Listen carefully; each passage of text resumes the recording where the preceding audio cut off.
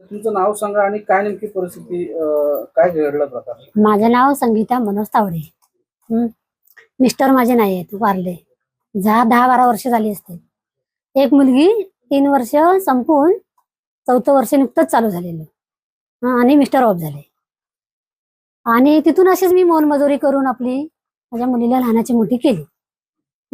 ना मला तसा कोणाचा घरचा आधार नाही. घरची पण माझी सगळी गरीबच आहे, त्यामुळे कोणाचा सपोर्ट पण नाही.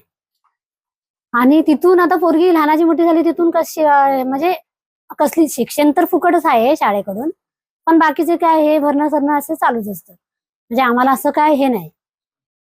आणि तिथून आता मुलगी लहानाची मोठी मी आपली मोलमजुरी करून करते.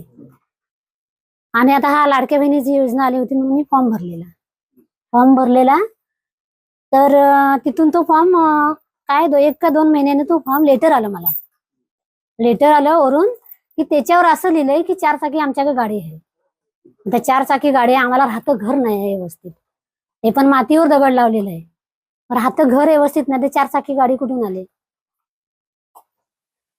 आम्हाला एक मजुरी करून एक वेळचं खायला आण भेटाने कठीण, मग ती गाडी कुठून आणणार? काय वाटतं तुम्हाला, काय मागणी काय तुमची? मागणी काय म्हणजे ज्यांना आहे त्यांना सगळ्यांना सगळं भेटतं. आणि नाही त्यांना, ज्यांना खरंच गरजू लोक आहेत त्यांनाच काय भेटत नाही. मग काय असं आमची काय मागणी आहे? सर आम्हाला पण पाहिजेत ना, काय सोयी भेटतील त्या पण पाहिजेत. अशीच आमची मागणी एवढी, सरकारने ही दखल घ्यावी. तुमच्यासोबत कोण कोण असतात घरी? मीच आणि माझी मुलगी.